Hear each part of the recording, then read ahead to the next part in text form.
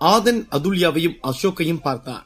அவர்கள் இருவரும் ஆதனை பார்த்து சிறு புன்னகை செய்தார்கள். அதன் பிறகு ஆதன் திரும்பி அருள்மொழியை பார்த்தான். அப்போது அருள்மொழி அங்கிருந்து தப்பித்தால் போதும் என்று எண்ணிவிட்டு அங்கிருந்து தப்பிக்க அடியெடுத்து வைத்தான். ஒரு நிமிஷம் அங்கே நில்லு என்று கோபமான குரலில் கூறினான் ஆதன். அதை கேட்டதும் அருள்மொழி அங்கிருந்து நகர்வதை நிறுத்திவிட்டு மெதுவாக திரும்பி ஆதனை பார்த்து நின்றான். அப்போது ஆதன் சென்று அசோகனையும் அதுல்யாவையும் அழைத்துக் கொண்டு அருள்மொழிக்கு அருகில் வந்து நின்றான். அதை பார்த்த அருள்மொழிக்கு இதயம் படபடவென அடிக்க ஆரம்பித்தது. இருப்பினும் அவன் அதை வெளிக்காட்டிக் கொள்ளாமல் இருந்தான். என்ன ஆதன், எதுக்கு என்ன நிக்க சொன்ன என்று மனதில் பதட்டத்துடன் வெளியே பதட்டம் காட்டாமல் கேட்டான் அருள்மொழி. நான் எதுக்கு உன்னை நிக்க சொன்னேன்னு என்னை விட உனக்கு நல்லா தெரியும். ஆனா எதுவுமே தெரியாத மாதிரி என்னன்னு கேக்குற பாத்தியா என்று கூறினான் ஆதன். அதை கேட்டதும் அருள்மொழிக்கு உடம்பெல்லாம் வியக்க ஆரம்பித்தது. அதோடு உடல் நடுங்கவும் ஆரம்பித்தது. இருப்பினும் அவன் தனது பதட்டத்தை அடக்கிக் கொண்டு ஆதனை பார்த்து, இல்ல எனக்கு எதுவும் தெரியாது, என்ன விஷயம் நீயே சொல்லு, நான் முதல்ல இங்க இருந்து கிளம்பணும் என்று கூறினான். என்னடா அடிக்கிறதுக்கு முன்னாடியே அலற? சரி, உனக்கு விஷயம் என்னன்னு தெரியாதா? சரி, அப்போ நான் கேட்கறதுக்கு மட்டும் நீ பதில் சொல்லு, சரியா? நீதான தங்கமணி கிட்ட சொல்லி அசோகன் அண்ணாவையும் அதுல்யாக்காவையும் அடிக்க சொன்ன, இது உண்மையா இல்லையா என்று கேட்டான் ஆதன். அதை கேட்டதும் அருள்மொழிக்கு பதட்டம் மேலும் அதிகமானது. அவனுக்கு வார்த்தையே வரவில்லை. அது நான் தங்கமணி கிட்ட எதுவும் சொல்ல கிடையாது, நீ சொல்ற மாதிரிலாம் நான் சொல்லல என்று கூறினான். நீ தானடா அதை சொன்ன, நான் அதை என் காதால கேட்டேன். இப்ப உயிருக்கு பயந்து எப்படி பொய் சொல்ற பாரு. உனக்கு உன் உயிர்னா பெருசு, மத்தவங்க உயிர்னா என்ன அலட்சியமா போச்சா என்று கோபத்துடன் கூறினாள் பருள். அதை கேட்டதும் ஆதனுக்கு கோபம் அதிகமானது.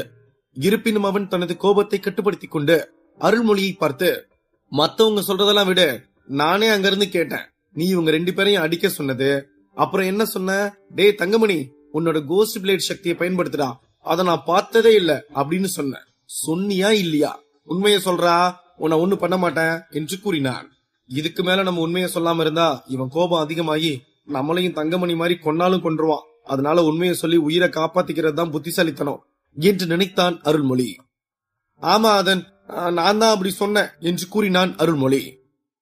அப்போதுதான் அந்த கூட்டத்தில் இருந்தவர்களுக்கே தெரிந்தது எய்த அம்புதான் தங்கமணி, எய்தவன் அருள்மொழி என்று. அது மட்டுமின்றி தங்கமணியும் அருள்மொழியும் பேசியது அங்கிருந்த கூட்டத்தினருக்கே தெரியவில்லை. ஆனால் அந்த 5வது நிலை காலடி பாறையில் நின்று கொண்டிருந்த ஆதனுக்கு கேட்டிருக்கிறது என்பதுதான் அந்த கூட்டத்தில் இருந்தவர்களுக்கு பேரதிர்ச்சியான விஷயம். இப்ப கொஞ்ச நேரத்துக்கு முன்னாடி இல்ல நான் எதுவும் சொல்லலன்னு அப்படியே பதறன, இப்ப பருள் வந்து சொல்லவும் ஆமான்னு ஒத்துக்கிற, என்ன தங்கமணி கூட சேர்ந்து பைத்தியம் எதுவும் பிடிச்சிருச்சா என்று கேட்டான் ஆதன். அது முதல்ல நான் சொன்னேன் ஞாபகம் இல்ல, இப்போதான் நீ சொல்லவும் ஞாபகம் வந்துச்சு, அதனாலதான் ஆமான்னு சொன்னேன்.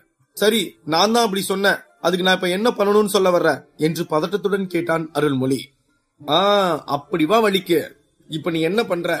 அசோகன் அண்ணா கிட்டையும் அதுல்யா அக்கா கிட்டையும் மன்னிப்பு கேட்கிற, அப்புறம் என்று பேசுவதற்கு வந்தான் ஆதன். அப்போது அருள்மொழி உடனே அசோகனையும் அதுல்யாவையும் பார்த்து, நீங்க 2 பேரும் என்ன மன்னிச்சிடுங்க, நான் தங்கமணி கிட்ட அப்படி சொன்னது தப்புதான் என்று கூறிவிட்டு ஆதனை பார்த்து, மன்னிப்பு கேட்டுட்டேன், இப்ப நான் இங்க இருந்து போலாமா என்று கேட்டான். என்னடா நீ போறதுலயே இருக்க, நான் இன்னும் பேசியே முடியல, அதுக்குள்ள மன்னிப்பு கேக்குற, போகட்டா நீ கேக்குற, என்னதான்டா நினைச்சிட்டு இப்படி எல்லாம் பேசிட்டு இருக்க என்று கோபமாக அதட்டினான் ஆதன். அவன் அதட்டும் பாணியை பார்த்து அருள்மொழிக்கு பதட்டம் மேலும் அதிகமானது.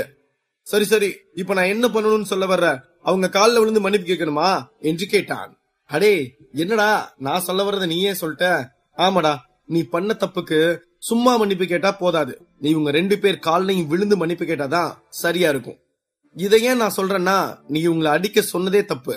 அதுலயும் நீ அந்த தங்கமணிய பார்த்து அந்த கோஸ்ட் பிளேட் சக்தியை பயன்படுத்தி காட்டு, கோஸ்ட் பிளேட் சக்தியை பயன்படுத்தி காட்டுன்னு சொன்னியே, அதனால தாண்டா உனக்கு இந்த தண்டனை கொடுக்கணும்னு தோணுச்சு.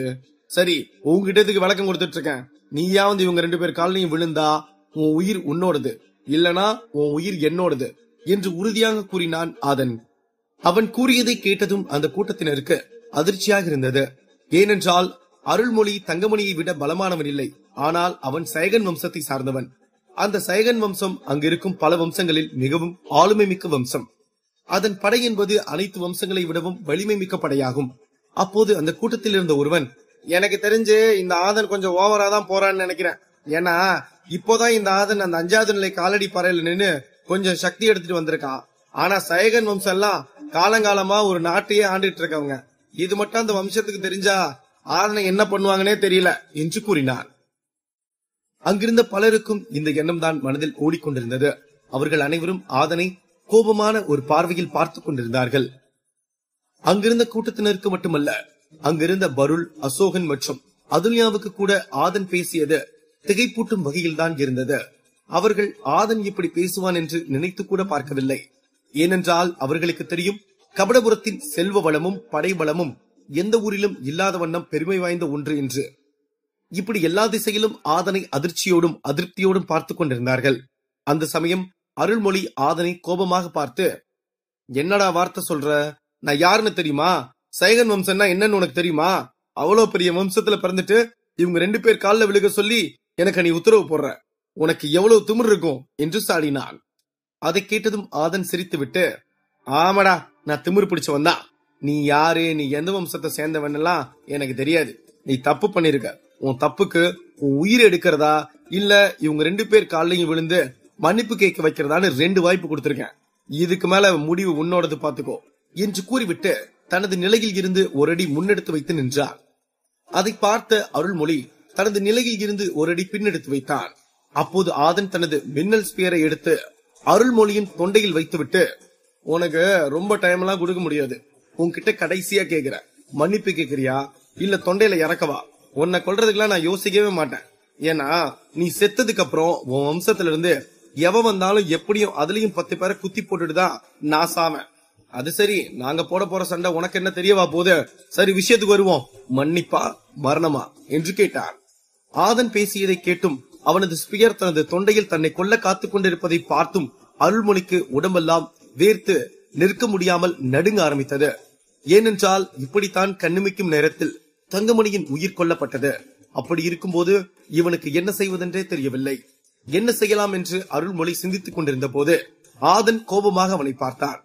அதை பார்த்த அருள்மொழி அவன் சொன்னவாறே தலையை தாழ்த்தி தரையில் முட்டி போட்டு அமர்ந்தான்.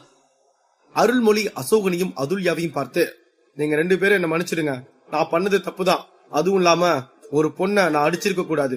அப்படி செஞ்சதுக்கு என்ன மன்னிச்சிடு அதுல்யா என்று கூறினான். அங்கு நடந்து கொண்டிருப்பதை பார்த்த கூட்டத்தினருக்கு பேரதிர்ச்சியாக இருந்தது. ஏனென்றால் சயகன் குடும்பத்தை சார்ந்த 2 பேரான அருள்மொழியும் தங்கமணியும் சாதாரணமான சக்தியுள்ள ஆதனை எதிர்த்து நின்றார்கள். ஆனால் அந்த 2இல் ஒரு நபரான தங்கமணியை ஆதன் கொன்றுவிட்டான். மற்றொரு நபரான அருள்மொழியை மண்டியிட்டு மன்னிப்பு கேட்க வைத்து விட்டான் என்பது யாராலும் நம்ப முடியாத ஒரு விஷயமாக இருந்தது. அருள்மொழி மன்னிப்பு கேட்டுவிட்டு ஆதனை பார்த்து, இப்ப நான் மன்னிப்பு கேட்டுட்டேன் ஆதன். ஆனா கூடிய சீக்கிரம் நீயும் நானும் நேருக்கு நேரா சந்திக்கிற நாள் வரும். உன்னை அப்ப பாத்துக்கிறேன் என்று கூறினார். ஏண்டா இப்பவும் நேருக்கு நேரா தான் நின்றுட்டு இருக்கோம், வா சண்டை செஞ்சு பாத்துக்கலாம் வா என்று கிண்டலாக கூறினான் ஆதன். எல்லா நேரமும் காத்து ஒரே பக்கம் அடிக்காத ஆதன். நம்ம 2 பேரும் சீக்கிரமே ஒரு பெரிய களத்துல சந்திப்போம் என்று கூறினான் அருள்மொழி. அதை கேட்டதும் அங்கிருந்த கூட்டத்தினரில் ஒருவன், இந்த விஷயம் இதோட முடிய போறதில்ல, இதுக்கப்புறம் தான் பெரிய பகை ஆரம்பிக்க போகுது. அதுவும் சயகன் வம்சத்தை சேர்ந்தவனை அடிக்கணும்னு நினைச்சாலே அந்த வம்சத்தை ஆளுங்க அழிச்சிருவாங்க. இந்த ஆதன் வேற அவமானப்படுத்தி இருக்கான். இதுக்கான தண்டனை ரொம்ப கொடூரமானதா தான் இருக்க போகுது என்று கூறினான். அதை கேட்டு அங்கிருந்த கூட்டத்தினரில் பலரும் ஆம் என்றவாறு தலையசைத்தார்கள்.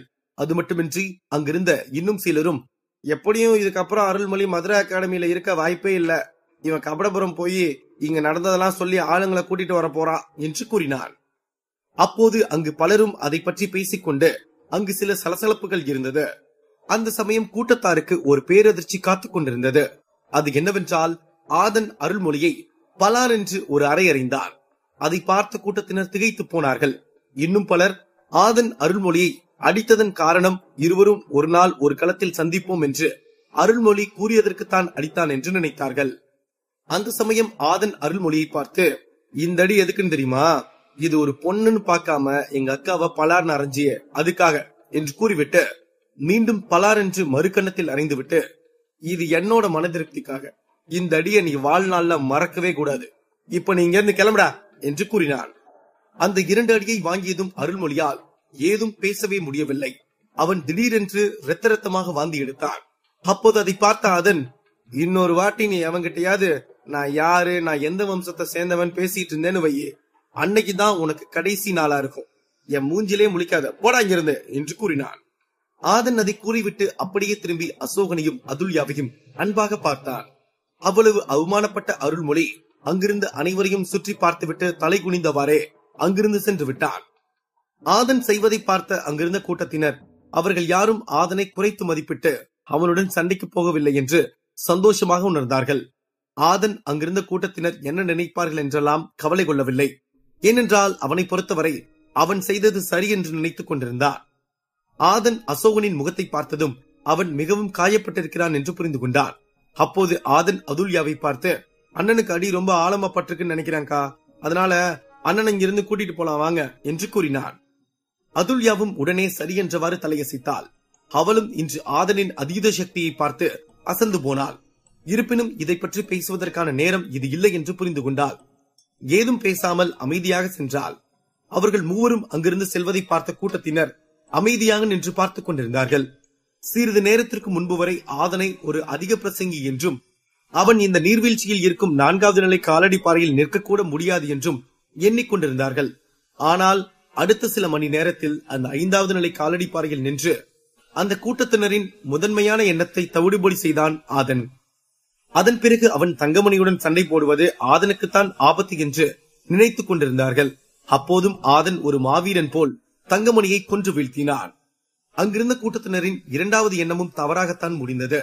அதன் பிறகு அருள்மொழியை சைகன் வம்சத்தை சார்ந்தவன் என்பதால் அவனிடம் ஆதன் சாதுவாக தான் நடந்து கொள்வான் என்று எண்ணிக்கொண்டிருந்தார்கள். ஆனால் அப்போதும் ஆதன் அவர்களின் எண்ணத்தை தவிடுபொடி செய்தான்.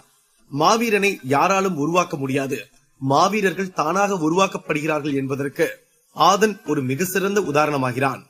ஆதன் அடுத்து சந்திக்க போகும் புது மனிதர்கள் யார்? ஆதனுக்கு காத்திருக்கும் அதிர்ச்சி என்ன? அடுத்தடுத்து கதைக்களத்தில் காத்திருக்கும் விறுவிறுப்பான நிகழ்வுகள் என்ன? இதை பற்றி மேலும் தெரிந்து கொள்ள பாக்கெட் எஃப்எம் உடன் இணைந்திருங்கள்.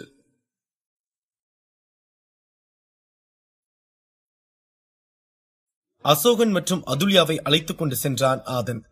அப்போது அவனை வேட்டையன் ஒரு பயத்தில் பார்த்து கொண்டிருந்தான். அந்த சமயம் ஆதன் திரும்பி வேட்டையனை ஒரு பார்வை பார்த்தான். அதை பார்த்ததும் வேட்டையனுக்கு பதற்றம் மேலும் அதிகமானது. ஆதன் அந்த 5வது நிலை காலடி பாறையில் நின்று கொண்டிருந்த போது வேட்டையன் தன்னை 3 முறை தாக்கியதை அவன் மறக்கவில்லை. இருப்பினும் அசோகனுக்கு ஆழமான காயங்கள் ஏற்பட்டிருப்பதால் இப்போது இந்த விஷயத்தை பற்றி பேச வேண்டாம் என்று மனதில் எண்ணிக்கொண்டு நகர்ந்தான் ஆதன். ஆதன் வேட்டையனை பார்த்து கொண்டே, நான் உன்னை மன்னிச்சு விடுறேன்னு மட்டும் நினைக்காதரா, நீ என்ன கொல்லணும்னு நினைச்சு அடிச்ச 3 அட்டாக்கையும் நான் என் வாழ்நாள்ல மறக்கவே மாட்டேன் என்று சொல்லிவிட்டு வரட்டு சிரிப்பு சிரித்தான். ஆதன் அசோகனை தனது விடுதிக்கு அழைத்து வந்து அங்கிருந்த படுக்கையில் படுக்க வைத்துவிட்டு அசோகனுக்கு ஏற்பட்டிருக்கும் காயங்களை பார்த்தான். அது அவன் நினைத்ததை விட மிகவும் கொடூரமாகவும் ஆழமாகவும் இருந்தது. ஏனென்றால் அசோகனுக்கு நெஞ்சோரம் இருக்கும் எலும்புகளும் இடுப்பின் ஓரம் இருக்கும் எலும்புகளும் உடைந்திருந்தன. அது மட்டுமின்றி அவனது உடம்பில் இருக்கும் உறுப்புகளுக்கும் பெரிய சேதம் ஏற்பட்டிருந்தது. அதை பார்த்த ஆதன் கண் கலங்கினான். ஏனென்றால் அக்காயங்களால் அசோகனுக்கு பயிற்சி எடுக்கவும் அவனது வலிமையை அதிகப்படுத்திக் கொள்ளவும் பாதிப்பை ஏற்படுத்தும் என்று எண்ணினான். ஆதனுடன் இருந்த அதுல்யாவும் அசோகனின் காயங்களையும் அவனது நிலையையும் நினைத்துதான் வருத்தப்பட்டுக் கொண்டிருந்தாள். இருவரும் இருபக்கம் நின்று அசோகனை நினைத்து வருத்தப்பட்டுக் கொண்டு நிற்க அதை பார்த்த அசோகன், எதுக்கு நீங்க 2 பேரும் இப்படி வருத்தப்பட்டு இருக்கீங்க? எனக்கு ஒண்ணும் இல்ல, எல்லாம் சின்ன காயம்தான். நீங்க 2 பேரும் கவலைப்பட்டு என்னையும் உடஞ்சு போக வைக்காதீங்க பிளீஸ் என்று கூறினான். இல்லனா, இதுல எதுவும் சின்ன காயமே இல்ல. ஏன்னா உங்க எலும்புகள் 2 பக்கமும் உடைஞ்சிருக்கு. அதுவும் இல்லாம உங்க உடம்புல இருக்க உறுப்புகள் எல்லாம் டேமேஜ் ஆயிருக்கு. இதுக்கெல்லாம் நான் தான் காரணம், என்ன மன்னிச்சிருங்கண்ணா என்று கண்களில் நீர் ததும்ப கூறினான் ஆதன். அதை பார்த்த அசோகன் அந்த வழியிலும் மெதுவாக எழுந்து ஆதனின் கண்ணீரை துடைத்து விட்டுவிட்டு, டேய், நீ எல்லாம் இது காரணம் இல்ல சரியா? அந்த மிருகம் இப்படி பண்ணிருச்சுங்கிறதுக்காக நீ ஏண்டா வருத்தப்படுற? இதெல்லாம் அதுவா சரியாயிரும், நீ கவலைப்படாத என்று கூறிவிட்டு படுக்கையில் படுக்க சென்றான். அப்போது அவனுக்கு வலி எடுத்ததால் என்று கத்திவிட்டு படுக்கையில் படுத்தான். அதை கேட்டதும் அதுல்யாவிற்கு கண்ணீர் வரத் தொடங்கியது. அவள் தன்னிடம் இருக்கும் ஹீலிங் மாத்திரையை எடுத்து, இந்தடா, இதெல்லாம் சாப்பிடு, அப்படியாவது கொஞ்ச நேரம் வலி இல்லாம இருக்கும் என்று கொடுத்தாள் அதுல்யா. அவள் செய்வதை பார்த்து ஆதன் தனது முகத்தை வருத்தத்துடனே வைத்திருந்தான். அதை கவனித்த அதுல்யா, ஏன் ஆதன், நான் தான் இந்த ஹீலிங் மாத்திரையை கொடுத்திருக்கேன்ல, அப்புறம் எதுக்கு நீ இன்னும் வருத்தமாவே பாத்துட்டு இருக்க என்று கேட்டாள். அது ஒண்ணும் இல்லக்கா, இந்த ஹீலிங் மாத்திரை எல்லாம் இப்போதைக்கு அவருக்கு வலிய போக்குமே தவிர இவரோட காயங்களை சரி செஞ்சிடாது. அதுதான் என்ன பண்ணலான்னு யோசிச்சுட்டு இருக்க என்று கூறினான் நாதன். அதுவும் சரிதான், ஆனா இப்போ அதுக்கு நம்ம என்ன பண்றது என்று குழப்பத்துடன் கேட்டாள் அதுல்யா. அப்போது அவர்கள் அறைக்கு வெளியே இருந்து ஒரு குரல், இதுக்கு என்கிட்ட ஒரு ஐடியா இருக்கு, அத பண்ணலாமா என்று சொல்ல அதுல்யா மற்றும் ஆதன் வேகமாக திரும்பி பார்த்தார்கள். அங்கிருந்தது வேறு யாரும் இல்லை, அது சோமன் தான். அதை பார்த்ததும் ஆதன் மனதில் ஒரு இனம் புரியாத சந்தோஷம் வந்தது. ஆதன் வேகமாக சென்று சோமனை கட்டியணைத்துக் கொண்டு, இத்தனை நாளா எங்கடா போன, உன்னதாடா தேடிட்டு இருந்தேன் என்று கூறினான் ஆதன். அது ஒரு பெரிய கதைடா, நான் அதை அப்புறம் சொல்றேன். இப்ப இந்த விஷயத்துக்கான ஒரு தீர்வு சொல்றேன். நம்ம அந்த நட்சத்திர பள்ளத்தாக்குக்கு போனா அங்க இதுக்கான மருந்துகளும் இருக்கும், பல பிரச்சனைகளும் இருக்கும். ஒன்னை எடுத்துக்கிட்டு இன்னொன்னு முடிச்சு விட்டோம்னா நம்ம நினைச்சு போற காரியத்தை சாதிச்சிடலாம், அசோகனாவையும் காப்பாத்தலாம் என்று கூறினான் சோமன். அதை கேட்டதும் தான் ஆதனுக்கு அந்த நட்சத்திர பள்ளத்தாக்கு பற்றிய ஞாபகம் வந்தது. ஆமாக்கா, சோம சொல்ற மாதிரி நான் அந்த நட்சத்திர பள்ளத்தாக்குக்கு போறேன். நான் வர்ற வரைக்கும் எல்லாரும் காத்துருங்க, நான் சீக்கிரம் வந்துடுறேன் என்று கூறினான் ஆதன். அப்போது அதை கேட்ட அதுல்யா சற்று வருத்தத்துடன் ஆதனை பார்த்தாள். அவள் ஏன் அவனை அப்படி பார்த்தாள் என்றால், அந்த பள்ளத்தாக்கு மிகவும் பயங்கரமான கொடூரமான பள்ளத்தாக்காகும். அங்கு பலவிதமான மிருகங்கள் இருக்கும். அது மட்டுமின்றி அங்கிருக்கும் சில மிருகங்கள் மந்திர சக்தியிலும் வலிமை மிக்க ஒன்றாக இருக்கும். அதனாலேயே அந்த இடத்திற்கு பல வம்சாவளிகளில் ஆளுமை மிக்கவர்களும் ஆற்றல் மிக்கவர்களும் தான் சென்றுவிட்டு வீடு திரும்புவார்கள். மற்றவர்கள் எல்லாம் அந்த மிருகங்களுக்கு உணவாக மாறுவார்கள். ஆதன் கூறியதை கேட்ட அசோகன், நீ போறத பத்தி நான் தப்பு சொல்லல ஆதன், ஆனா உன்னை அந்த கொடூரமான இடத்துக்கு எப்படி தனியா அனுப்புறதுன்னு தான் யோசனையா இருக்கு. ஏன்னா நீ என் உயிரை காப்பாத்தணும்னு அங்க போறேன்னு சொல்ற, ஆனா உன் உயிருக்கு ஏதாவது ஆபத்து வந்துட்டா நான் என்ன பண்ணுவேன் சொல்லு. எங்க 2 பேர்னால அதெல்லாம் தாங்க முடியுமா? அதனாலதான் அதுல்யாவும் இத உன்கிட்ட சொல்லலாமா வேண்டாமான்னு உன்னை வருத்தத்தோட பாத்துட்டு இருக்கா என்று கூறினார். அதை கேட்ட ஆதன் திரும்பி அதுல்யாவை பார்த்தான். அசோகன் சொன்னது சரிதான் என்பது போல கண்களில் நீர் ததும்ப ஆமென்று தலையசைத்தாள். அப்போது அதையெல்லாம் பார்த்த சோமன், இதுக்கெல்லாம் நீங்க 2 பேரும் கவலைப்படாதீங்க, அதான் மாவீரன் சோமன் நான் இருக்கேன்ல, நான் ஆதனோட அங்க போயிட்டு வர்றேன். அங்க ஏதாவது மிருகம் வந்துச்சுன்னா சும்மா லெப்ட் ரைட் வாங்கிட மாட்டேன் என்று கூறினான். சோமன் பேசியதை கேட்டதும் மூவரும் சிரித்தார்கள். அவன் பேசியது விளையாட்டாக இருந்தாலும் அவன் சொன்ன விஷயம் உண்மைதான். சோமன் ஆதனுக்கு ஒரு நல்ல நண்பன் என்பது நாம் அறிந்ததே. அவன் ஆதனோடு துணை இருந்தால் அங்கு இருக்கும் எந்த மிருகத்தாலும் ஆதனை நெருங்கவே முடியாது என்பதே நிதர்சனமான உண்மை. ஆதனும் சோமனும் அங்கிருந்து கிளம்பினார்கள். ஆதன் அந்த 5வது பாறையில் நடந்த அனைத்தையும் அவனிடம் எடுத்துரைத்துக் கொண்டே மதுரா அகாடமியை தாண்டினார்கள். அதை தாண்டியதும் தான் தொலைவில் அந்த நட்சத்திர பள்ளத்தாக்கு தெரிந்தது. அங்கு இருவரும் பார்த்ததும் அதிர்ச்சி அடைந்தார்கள். ஏனென்றால் அந்த நட்சத்திர பள்ளத்தாக்கு தான் அந்த மதுரா அகாடமியின் அருகில் இருக்கும் பள்ளத்தாக்குகளிலேயே மிகவும் ஆபத்தான மற்றும் தந்திரமான பள்ளத்தாக்கு. மற்ற பள்ளத்தாக்குகளை விட இதில் ஸ்பிரிச்சுவல் மிருகங்களும் கொடிய மிருகங்களும் அதிகமாகும். அதனால் இதில் காலடி எடுத்து வைக்கவே பலரும் பயப்படுவார்கள் என்பது அங்கிருக்கும் அனைவருக்கும் தெரிந்த ஒரு விஷயமாகும். அப்படி இருக்கும்போது இன்று அதற்கு மாறாக அங்கு பல பேர் இருந்தார்கள். அதை பார்த்துதான் சோமனும் ஆதனும் அதிர்ச்சி அடைந்தார்கள். பல பேரை கண்ட சோமன், என்னடா ஆதன், இங்க பொருள் காட்சி எதுவும் போடுறாங்களா?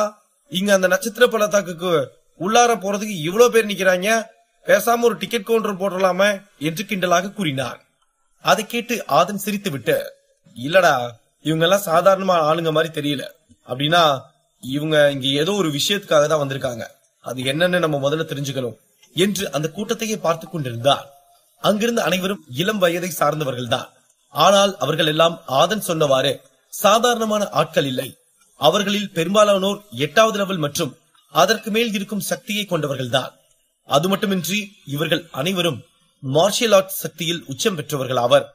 அது மட்டுமின்றி சக்தி வாய்ந்த பலரும் வந்து கொண்டே இருந்தார்கள். அதை பார்த்ததும் ஆதனுக்கு குழப்பம் மேலும் அதிகமானது. அப்போது சோமன் ஆதனை பார்த்து, இப்படியே வாயில கொசு போக நின்னுட்டு இருந்தா நமக்கு இதை பத்தி ஒன்னும் தெரியாது, வாடாடே நம்ம போய் அந்த வெள்ளை டிரெஸ் போட்டு அக்கா கிட்ட கேட்போம் என்று கூறினான். அதை கேட்டதும் இருவரும் சென்று அந்த வெள்ளை நிற உடை போட்ட பெண்ணுக்கு அருகில் சென்றார்கள். அந்த பெண் இருவரையும் மேலும் கீழும் பார்த்துவிட்டு அந்த பக்கம் திரும்பி நின்றாள். அதை பார்த்த சோமன், அக்காக்கு எவ்வளவு திமிரு பாத்தியா, 2 பசங்க வந்து நிக்கிறோம், நம்மள பார்த்துட்டு என்னன்னு கூட கேட்காம அந்த பக்கம் திரும்பி நிக்குது, அப்படியே மண்டையில ஒரு கொட்டு வைக்கட்டா என்று கூறிவிட்டு நாக்கை மடித்தான். டேடே சும்மா இருடா, நானே அவங்க கிட்ட கேக்குறேன் என்று ஆதன் கூறிவிட்டு அந்த வெள்ளை நிற ஆடை அணிந்திருந்த பெண்ணை பார்த்து, அக்கா எதுக்கு இங்க இவ்வளவு கூட்டம் கூடியிருக்கு, இங்க ஏதாவது பிரச்சனையா என்ன என்று கேட்டான். அந்த வெள்ளை நிற உடை அணிந்திருந்த பெண் அவளது கூந்தலை ஒதுக்கி விட்டுவிட்டு ஆதனை பார்த்து, அப்போ உனக்கு விஷயமே தெரியாம தான் இங்க வந்திருக்கியா? நேத்து ராத்திரி இந்த நட்சத்திர பள்ளத்தாக்குக்குள்ள ஒரு நட்சத்திர பழம் வந்துச்சாமா, அதனாலதான் அது எப்படி வந்துச்சுன்னு தெரிஞ்சுக்க எல்லா வம்சத்தோட பெரிய பெரிய ஆளுங்களும் வந்திருக்காங்க என்று திமிராக கூறினாள். அவளின் திமிருக்கு காரணம் அவள் 8வது லெவல் சக்தி உள்ளவள்.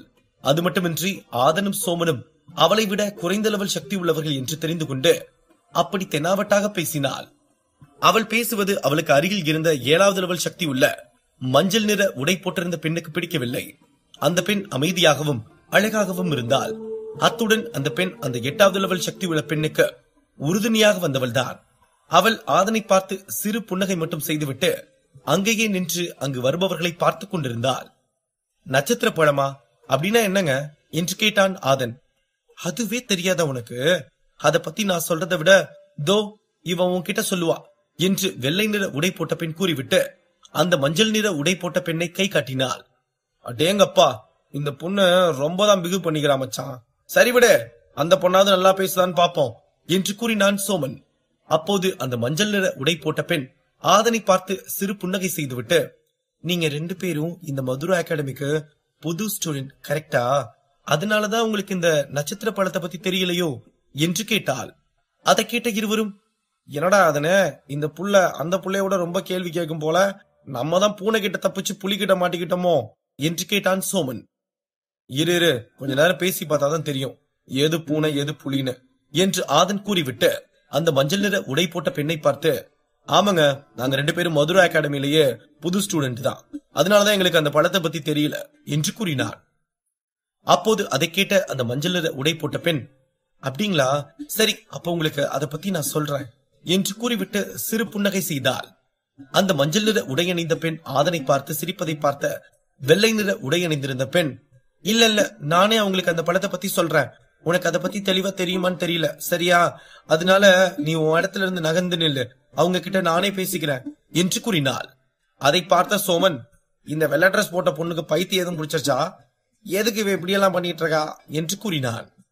ஏய் பேசாம இருடா, நம்ம கிட்ட யார் சொன்னா என்ன, நமக்கு இந்த விஷயத்தை பத்தி தெரிஞ்சுக்கிட்டா போதும் என்று கூறினான் ஆதன். அப்போது அந்த வெள்ளை உடைப்பெண் அந்த மஞ்சள் உடைப்பெண்ணை பின்னே தள்ளிவிட்டு ஆதனை பார்த்து, நட்சத்திர பழம் ஒரு தனித்துவமான அபூர்வமான பழம். அது இந்த மதுரா அகாடமியில இருக்க ஆளுங்களுக்கு மட்டும் இல்ல, இந்த உலகத்துல இருக்க எல்லாருக்குமே தெரிஞ்ச ஒண்ணு. அந்த அபூர்வமான பழம் நட்சத்திர மரத்துல மட்டும்தான் வரக்கூடிய பழம். அது நூற்றுக்கணக்கான வருஷத்துக்கு ஒரு முறை தான் காய்க்கும். அதை சாப்பிடுற ஆளுக்கு உடம்பு அளவிலும் மனசளவிலும் வலிமையை கொடுக்கும். அது மட்டும் இல்லாம அவங்கள இப்போ இருக்க லெவல்ல இருந்து அடுத்த லெவலுக்கும் கொண்டு போய் விடும். அதனால இந்த பழம் இங்க பயிற்சிக்கு வர்ற ஒரு மாணவனுக்கும் நமக்கு கிடைச்சாதான் நினைக்கக்கூடிய அற்புதமான பழம். அதனாலதான் அதை பார்க்கவும் அது நமக்கு கிடைக்குமான்னு பார்க்கவும் இவ்வளவு கூட்டம் இங்க வந்திருக்கு என்று கூறினாள். அதை கேட்டதும் ஆதனுக்கும் சோமனுக்கும் ஆச்சரியத்தில் கண்கள் விரிந்தன. அதை சொன்ன அந்த வெள்ளையுடை பெண்ணுக்கே கண்கள் எல்லாம் ஆச்சரியத்திலும் ஆசையிலும் விரிந்தன. அந்த பழத்தை அவளும் வாழ்வில் ஒரு முறையாவது சுவைத்து பார்த்து விட வேண்டும் என்று எண்ணம் இருந்தது. ஆனால் அங்கு கூடியிருந்த கூட்டத்தை பார்க்கும்போது அவளுக்கும் அதற்கான சாத்தியக்கூறுகள் கம்மியாகத்தான் இருந்தது. இவள் 8வது லெவல் சக்தி உள்ளவள், இவளுடன் இருக்கும் பெண் 7வது லெவல் சக்தி உள்ளவள். ஆனால் அங்கு வந்திருந்தவர்கள் எல்லாம் இதற்கு முன்பு நடந்த போட்டியில் முதல் 20 இடத்தை பிடித்தவர்களும் அவர்களது நண்பர்களும் ஆகும். அது மட்டுமின்றி மற்றவர்கள் எல்லாம் 9வது லெவலில் உச்சம் பெற்றவர்கள் ஆவர். இவர்களுக்கு நடுவில் போட்டியிட்டு அந்த பழத்தை இந்த பெண் எடுப்பது அவ்வளவு எளிதல்ல என்று அறிந்துதான் அமைதியாக வெளியே நின்று வேடிக்கை பார்த்து கொண்டிருந்தாள். சோமன் அந்த பெண்ணின் உரையை கேட்ட பின் அந்த இடத்திற்கு போவதா வேண்டாமா என்று யோசித்துக் கொண்டிருக்க ஆதன் அந்த நட்சத்திர பள்ளத்தாக்கையே பார்த்து கொண்டிருந்தான். அப்போது அந்த வெள்ளை உடை அணிந்த பெண் ஆதனை பார்த்து, என்ன தம்பி, மறந்து கூட இந்த பள்ளத்தாக்குள்ள போயிடக்கூடாதுன்னு பாத்துட்டு இருக்கியா என்று கேட்டாள். இல்லக்கா, இதுக்குள்ள போய் என்னதான் இருக்குதுன்னு பாத்துட்டு வரணும்னு இருக்க என்று உறுதியாக கூறினான் ஆதன். அதை கேட்டதும் அங்கிருந்த அந்த 2 பெண்களும் சோமனும் அதிர்ச்சி அடைந்தார்கள். ஆதன் சிறு புன்னகையை செய்துவிட்டு அந்த நட்சத்திர பள்ளத்தாக்கை பார்த்து கொண்டிருந்தான். ஆதன் அங்கு சந்திக்க போகும் நபர்கள் யார், ஆதனுக்கு காத்திருக்கும் அதிர்ச்சி என்ன? அடுத்தடுத்த கதைக்களத்தில் காத்திருக்கும் விறுவிறுப்பான நிகழ்வுகள் என்ன? இதை பற்றி மேலும் தெரிந்து கொள்ள பாக்கெட் எஃப்எம் உடன் இணைந்திருங்கள்.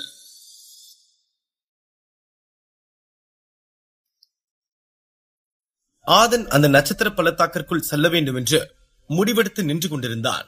அப்போது அவன் உள்ளே செல்ல வேண்டும் என்று சொன்னதை கேட்ட அந்த மஞ்சள் உடை அணிந்த பெண் ஆதனை அலட்சியமாக பார்த்துவிட்டு, என்னது 6வது லெவல் சக்தி உள்ள நீ அதுக்குள்ள போறியா? நான் உனக்கு ஒரு ஃப்ரீ அட்வைஸ் பண்றேன், கேட்டுக்கோ. உன் சக்தியை வச்சுட்டு இதுக்குள்ள போனேன்னா கண்டிப்பா அங்க இருக்க கொடூரமான மிருகங்கள் உன்னை கொல்றத யாராலும் மாத்த முடியாது, பாத்துக்கோ என்று கூறினாள். அந்த மஞ்சள் உடை பெண்ணின் பெயர் மஞ்சு. இதற்கு முன் அவள் ஆதனை பார்த்ததில்லை. அதனால் அவனது ஆற்றலையும் சக்தியையும் அவள் அறிந்திருக்கவில்லை. எனவேதான் இவள் இப்படி மோசமாகவும் ஏளனமாகவும் பேசினாள். அவள் பேசியதை கேட்டு சோமனுக்கு அவள் மீது இருந்த நல்ல அபிப்பிராயமே போனது. ஆனால் ஆதன் அவளை பார்த்து சிறு புன்னகை செய்துவிட்டு அந்த வெள்ளை நிற உடை அணிந்திருந்த வெண்ணிலாவை பார்த்தான். என்னப்பா, இந்த புள்ளதான் முதல்ல நல்லா பேசும்னு நினைச்சேன், இதுதான் அந்த வெள்ளை ட்ரெஸ் போட்ட பொண்ணை மோசமா பேசுது என்றான் சோமன்.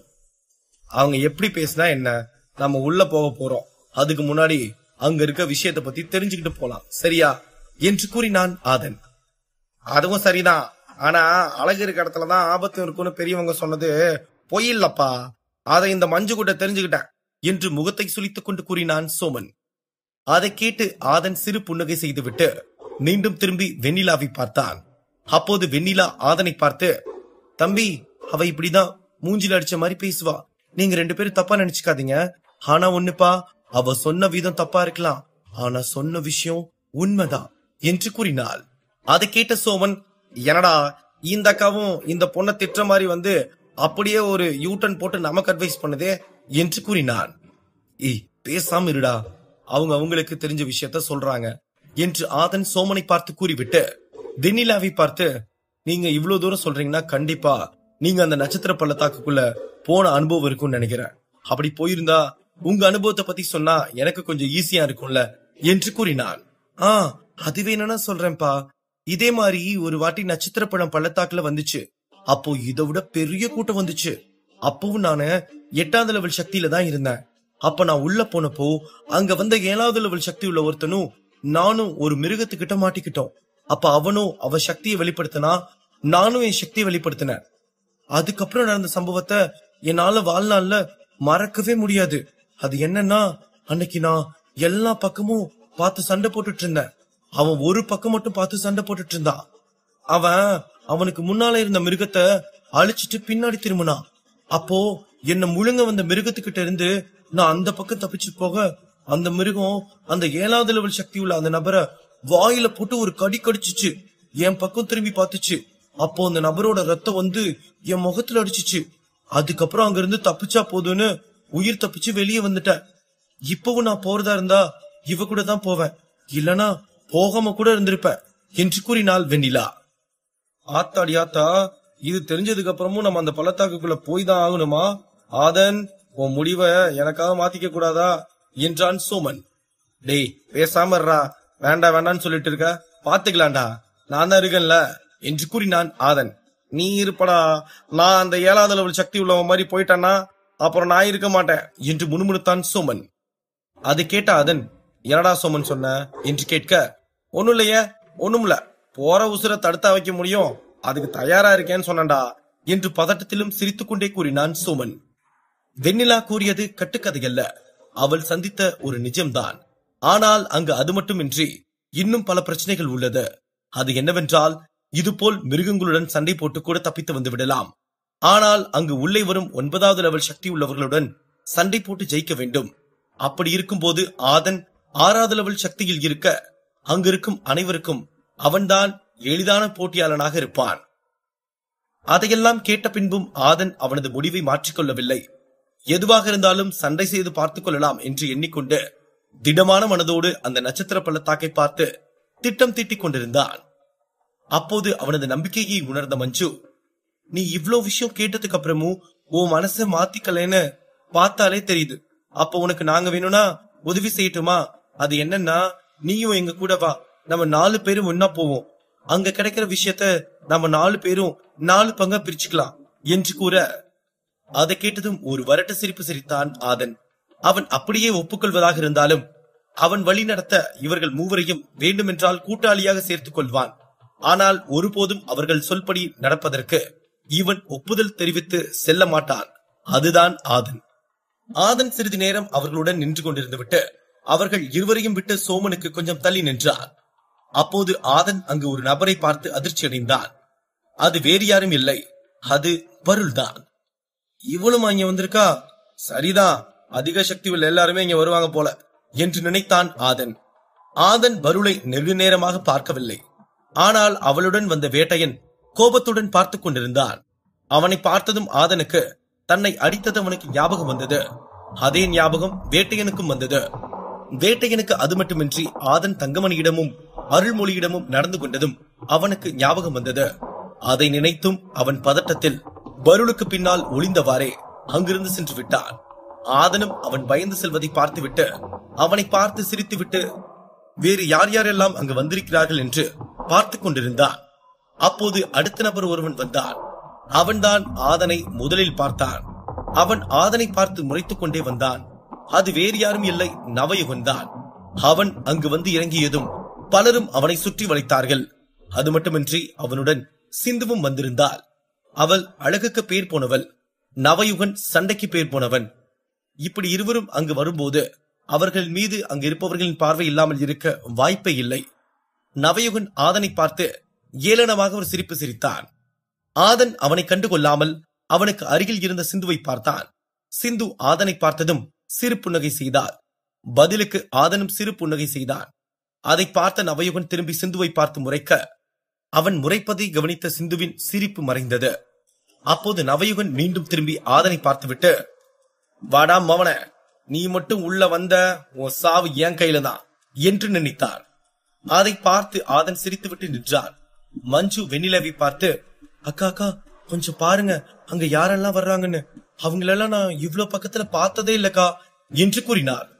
ஆமாமா மஞ்சு, அவங்க எல்லாம் எல்லா இடத்துலயும் பார்க்க முடியாது, அவங்க எல்லாம் இந்த மாதிரி முக்கியமான இடத்துக்கு தான் வருவாங்க என்று கூறினாள் வெண்ணிலா. ஆமாமாக்கா, அக்கா அங்க பாருங்க, அங்க பாருங்க, சைகன் வம்சத்தை சேர்ந்தவங்க எல்லாம் வர்றாங்க பாருங்க, அங்க பாருங்கக்கா என்று சந்தோஷத்தில் துள்ளி குதித்தாள் மஞ்சு. அப்போது மஞ்சு கத்துவதை கேட்ட ஆதன் திரும்பி பார்த்தான். அங்கு அட்டோரியனும் மைதிலியும் நடந்து வந்தார்கள். அதை பார்த்த ஆதன் ரத்தம் கொதிக்க கோபத்தில் நின்று கொண்டிருந்தான்.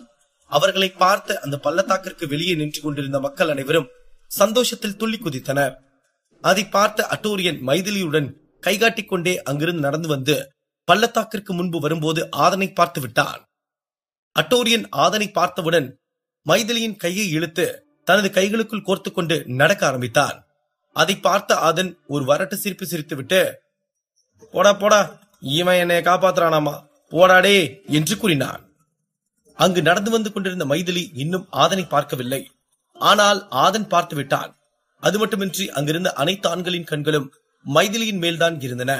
அவள் வசீகர அழகை மட்டும் கொண்டவள் அல்ல, அவளது சக்தியும் சாதாரணமானதல்ல என்பது அங்கிருந்த அனைவருக்கும் தெரிந்த ஒன்றாகும். அப்போது அங்கு கூட்டத்தில் இருந்த ஒரு நபர், அங்க பாரு அட்டோரியன், ஆமாமா அவர் சைகன் வம்சத்தை சேர்ந்த அட்டோரியன், அவர் தான் இதுக்கு முன்னாடி நடந்த சண்டை போட்டியில முதல் 3 இடத்துல வந்தவராச்சே. இந்த நட்சத்திர படத்தோட விஷயம் அவரோட வம்சத்தோட ராஜ்யம் வர்ற வரைக்கும் தெரிஞ்சிருக்கா, அதெல்லாம் நல்ல விஷயம், அதனாலதான் அவரை நம்மளால பார்க்க முடிஞ்சது என்று கூறிவிட்டு மிகவும் சந்தோஷமாக உணர்ந்தார். அங்கிருந்த கூட்டத்தினர் பெரும்பாலும் அட்டோரியனை பற்றி தெரிந்தவர்கள்தான். இருப்பினும் அவனை பார்த்ததில்லை. இந்த நட்சத்திர படத்தால் தான் சைகன் வம்சத்தின் வீரர்கள் நெருக்கமாக பார்க்க முடிந்திருக்கிறது என்பது அங்கிருந்த கூட்டத்தினருக்கு பெரும் மகிழ்ச்சியாக இருந்தது. அப்போது மஞ்சு வெண்ணிலாவை பார்த்து, அக்கா அக்கா அட்டோரியன் கூட வந்திருக்காங்களே, அவங்க யாரு, அவங்க 2 பேரும் கை கோர்த்துட்டு வர்றாங்க என்று கேட்டாள். அவங்களா, அவங்கதான் சால்வன் வம்சத்தோட இளவரசி மைதிலி, அவங்களதான் அட்டோரியன் கல்யாணம் பண்ணிக்க போறாரு. மைதிலியும் சாதாரணமான ஆள் கிடையாது மஞ்சு, இவங்களும் அட்டோரியனுக்கு சமமான ஒரு சக்தி கொண்டவங்க தான். ஏன் அப்படி சொல்றேன்னா, இவங்க கிரீன் ரேங்க் பீனிக்ஸ் பறவைய அவேக் பண்ணிருக்காங்கம்மா, அதுதான் ஸ்பிரிட் சக்தியிலேயே பல சக்தி வாய்ந்த ஸ்பிரிட்ல ஒண்ணுமா என்று கூறினாள் வெண்ணிலா. ஓ சரி சரிக்கா, அக்கா அதுக்கு பின்னாடி யார் வர்றாங்கன்னு பாருங்க, கார்த்திகேயன் அட்டோரியன் கூட வந்துட்டு இருக்கான் என்று சந்தோஷமாக கூறினாள் மஞ்சு. அதை பார்த்த ஆதன் திரும்பி மஞ்சுவையும் வெண்ணிலாவையும் ஆச்சரியமாக பார்த்தான். அதை பார்த்த சோமன், ஏய் என்னப்பா அங்கங்க திரும்பி பாக்குற? அந்த வெள்ளை ட்ரெஸ் போட்டிருக்க பொண்ணை பாக்குறியா இல்ல மஞ்சள் ட்ரெஸ் போட்டிருக்க மஞ்சுவை பாக்குறியா என்று கிண்டலாக கேட்டான். அடே நான் யாரையும் பாக்கலடா. இரு அந்த பொண்ணு பேரு மஞ்சுன்னு உனக்கு எப்படி தெரியும் என்று கேட்டான் ஆதன்.